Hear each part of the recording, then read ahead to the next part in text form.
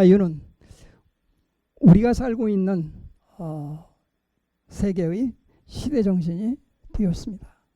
이것은 고대 그리스에서 등장한 이래 그 내포와 외연을 넓혀가면서 다른 경쟁적 가치들을 하나하나 제압해가면서 근대 이후 지배적인 사회적 가치로 군림하게 되었습니다.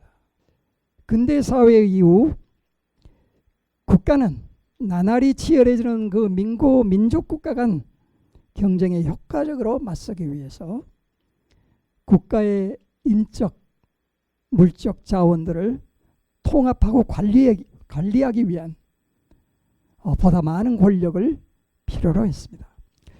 반면 전통적인 제도 및 관행 그리고 문화적 압력으로부터 억압으로부터 벗어나 자신의 이익과 신념을 자유롭게 추구 또는 표출하고자 했던 인민은 빠른 속도로 성장해 가고 있었던 국가 권력의 위협으로부터 주권적 삶의 영역을 확보하기 위해 치열한 투쟁을 전개했습니다. 따라서 근대적 헌정주의는 국가 권력의 성장과 효과적인 사용을 용인하면서도 국가의 권력을 제어함으로써 개인의 주권적인 삶의 영역을 보호하고자 했던 서로 충돌하는 이런 어떤 두 가지 추세의 하나의 타협적 결과로서 형성되었다고 볼 수 있겠습니다. 이 헌정주의는 따라서 어떤 도덕적인 근본적인 도덕 원리로부터 연역적으로 철학적으로 도출된 것이 아니었고 또 어떤 초월적인 신의 섭리에 의해서 추동된 것도 아니었습니다. 그것은 저항자들이 끈질긴 투쟁을 통해서 왕권과 귀족의 권리들에서 힘에 대해서 끈질기게 투쟁하는 과정에서 매우 고통스럽게 쟁취해낸 역사적 성취물이었던 것입니다. 이런 근대 사회의 어떤 그 발전이 반드시 개인의 자유의 실현에 꼭 긍정적으로만 기여했는가? 여기에 이유를 제기하는 두 사상가가 있습니다. 그것은 막스 베버와 한나 아렌트라고 하는 사상가들입니다. 사실 전통적인 자유주의에 있어서의 자유에 대한 위협은 폭군적이나 전제정으로부터 왔던 것이죠. 그러나 막스 베버가 봤을 때는 이 합리화된 고도 자본주의 그리고 통치의 관료제화 그렇게 됨으로써 정치의 역할이 축소되고 탈정치화되는 이 과정 속에서 개인들의 자유의 여지가 결국은 사라질 것이라고 보았던 것입니다.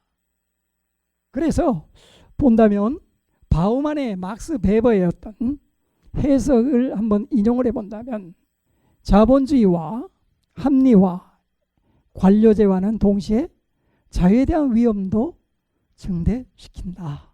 이렇게 분석하고요. 그래서 근대적 자유의 결정적 특징은 사실상 특권적 부류의 사람들, 합리화를 추진하는 사람들이죠. 말하면 벤담의 파납티콘에 있어서는 자기는 보이지 않으면서 다른 사람들을 관리하는 사람들과 유사한 겁니다. 이런 특권적 부류의 사람들의 국한된 경험을 철학적으로 일반화한 것에 지나지 않는다. 사실은 소수의 어떤 선택의 자유, 합리화의 어떤 그 자유를 소수만이 누리고 있는데 따라서 자유는 다른 다수의 어떤 사람들은 그로부터 자유를 제약당하고 객체화되고 있는데 마치 모든 사람들이 자유롭게라도 하는 것처럼 철학적으로 일반화한 것에 지나지 않는다. 이렇게 평가했던 것입니다. 네, 한나 아렌트는 여러분들 잘 아다시피 인간적 어떤 그 조건을 비타 컨템플라티바와 비타 악티바 관조적 삶, 활동적 삶으로 구분하고 활동적 삶은 레이버, 워크, 액션 이렇게 노동, 작업, 행위로 이렇게 분류를 하죠. 뭐 쉽게 말하면 노동은 먹고 사는 문제, 자식을 재생산함으로써 인류를 보존하는 그런 문제, 생물학적 필연성에 조응하는 활동이 바로 레이버죠. 반면에 work은 목적 수단의 어떤 그 범주를 통해서 움직이는 활동인데요. 그것을 통해서 인간이 자연과 구분되어지는 인공물의 어떤 세계를 구성하는 그런 활동이라고 볼 수가 있죠. 근데 이 아렌트가 볼 때 근대 사회는 이렇게 행위와 워크와 레이버가 있다면 행위와 행위의 어떤 여지는 점점 더 사라지게 되고 워크와 레이버만이 이렇게 더욱더 강력하게 자기를 주장해 가면서 이 다양하게 실현되어야 할 이런 어떤 인간의 활동적 삶이 행위는 소멸되고 노동은 과도하게 이렇게 전 사회를 편입해가는 하나의 편제가는 어떤 원칙으로 이렇게 군림하게 되었다는 것이죠.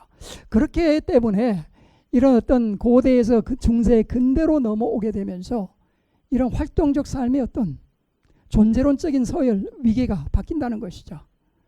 뭐 꼭 그렇다고 보기는 어렵지만 액션, 워크, 레이버의 어떤 서열이 이제 레이버가 최고의 서열로 가게 되고 액션은 망각되거나 매우 제한적인 그런 지위로 전락했다는 것이죠.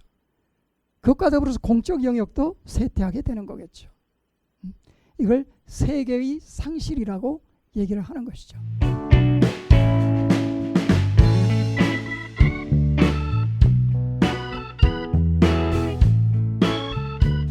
벌린의 두 가지 자유 개념은 유명하죠. 소극적 자유와 적극적 자유로 나누고 있죠. 익숙한 매우 개념이죠.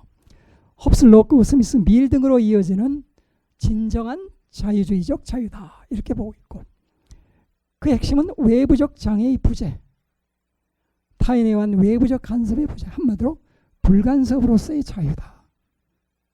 간섭이 없는 상태가 자유라는 것이죠. 반면에 적극적 자유는 누가 내 자신의 주관인가? Who is the master of myself? 누가 내 자신의 주인인가? 이런 물음에 대한 대답에서 답을 찾아볼 수 있다는 것이죠. 결국 자기 통제 혹은 자치의 능력, 이건 내면의 어려움이죠.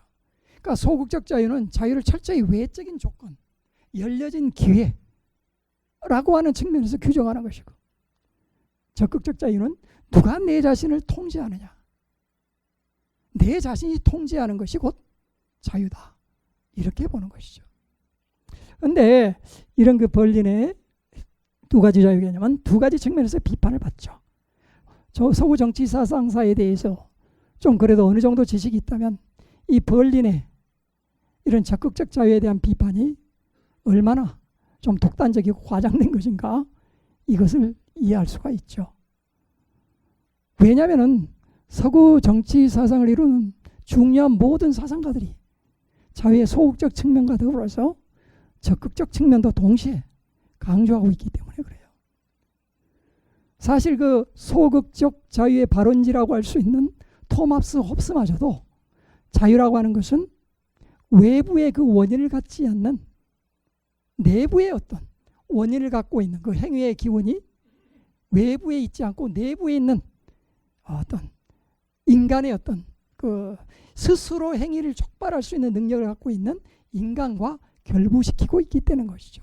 내부적인 어떤 그 능력을 전제하지 않는다면 외부적인 장애가 별로 장애로서의 의미가 없다는 것이죠.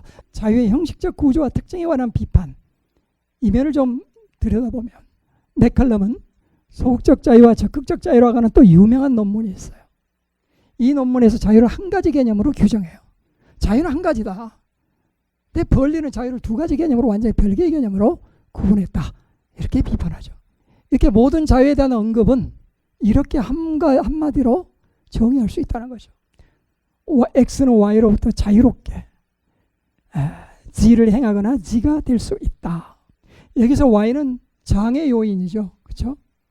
X는 Y라는 장애로부터 자유롭게 자신이 행하는 원하는 바를 행하거나 또 원하는 존재가 될 수 있거나 되지 않을 수도 있다.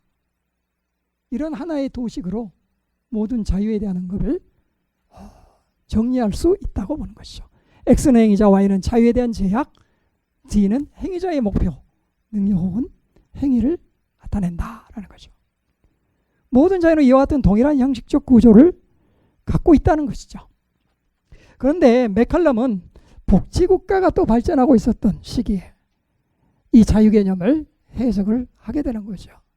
그러다 보니까 이 맥칼럼은 이 복지국가 친화적인 자유 개념을 제시하게 된다.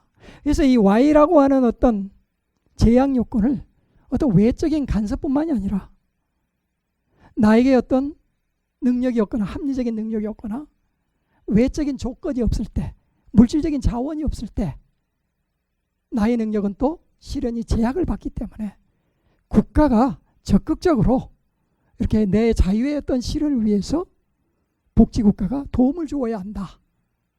이런 어떤 그 논리를 전개하게 됨으로써 자신의 자유 개념을 복지 친화적인 그런 자유 개념으로 발전시키게 됐다.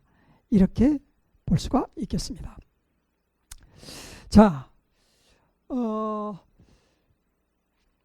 이렇게 본다면 사실은 이 맥칼럼이 볼 때 소극적 자유론자들과 적극적 자유론자들의 차이는 결국 한 가지 자유 개념, 그 중에서도 특히 Y라고 하는 제약 요소를 어떻게 해석할 것이냐, 이런 것과 연관되어서 벌어진 논쟁이라고 볼 수가 있다라는 거죠.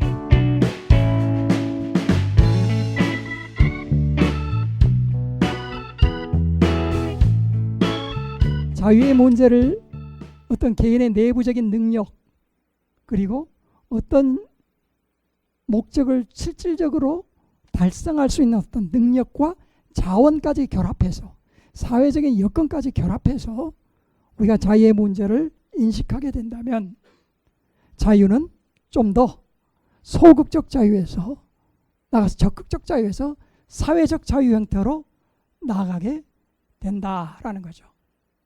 그런 입장에서 네오 아리스토텔레스적 자유자들인 마르타 누스밤, 아미티아 센 같은 사람들은 자유를 이런 사회적인 어떤 조건들과 연계시켜서 그리고 내부적인 어떤 개인들의 기능들, 잠재 능력들과 연관시켜서 자유를 이해하게 되는 것이죠.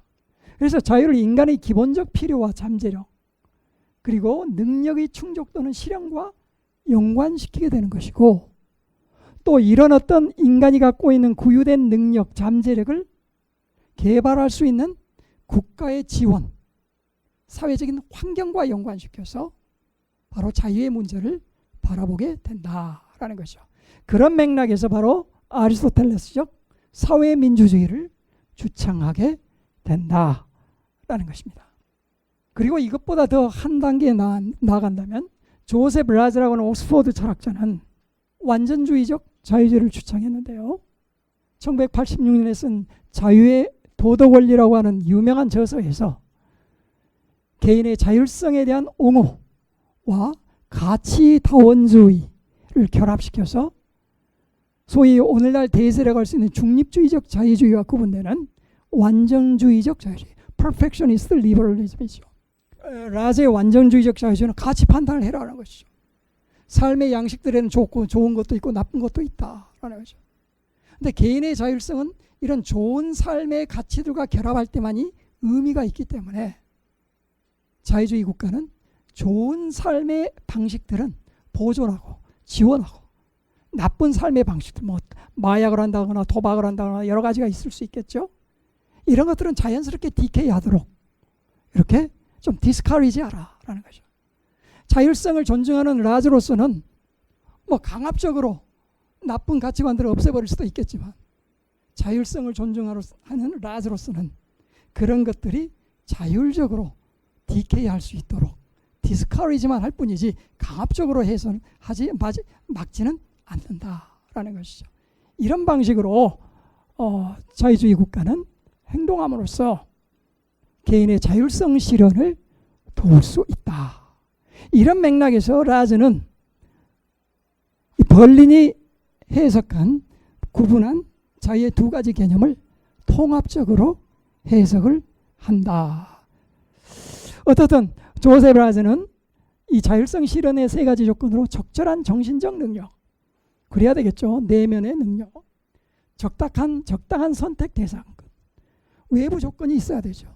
이렇게 적당한 선택 대상군, 사회적인 환경들을 강조함으로써 라즈는 자유가 실현되기 위해서는 반드시 사회적인 조건이 필요하다는 인식에 도달하게 되는 것이고, 이제 사회 구성주의자들에 의해서 이런 어떤 자유 실현의 어떤 사회 외부적인 어떤 조건과 환경까지도 자유 개념에 포함시키게 되는 사회 구성주의자들의 그 자유 이론으로 넘어가게 된다라는 것이죠. 악셀 호네트 하는 비판 이론가의 계승하고 있는데요. 해결주의자로서 호네트는 자유는 본질상 사회적인 자유임을 강조하죠. 소셜 프리덤이다라는 거죠. 자유는 그것이 배태되어 있는 제도화된 관계 양식들을 필수적인 구성 요소로 포함하고 있다. 근데 아까 그 라즈에 있어서는 사회적인 요건이 필요하긴 한데 자유 실현을 위해서 덧붙여져야 할 추가적인 환경적인 요인일 뿐이죠. 라즈에 있어서는. 그러나 호네트에 있어서는 자유는 그 사회적인 실현 조건과 분리되어서는 자유로서의 의미가 없어진다라는 거죠. 자유는 사회적인 관계 양식들에 배태되어서만 의미를 갖고 실현되기 때문에 이런 사회적인 어떤 제도나 관계 양식들로부터 추상화된 이런 자유 개념은 성립될 수 없다. 이렇게 주장한다라는 것이죠. 그렇게 함으로써 자유의 사회적인 차원을 부각시키고 있다. 근데 문제점이 있어요. 호네트의 규범적 재구성주의는 자유라는 가치를 역사 발전의 목적으로 전제하고 있는 그런 경향이 있다라는.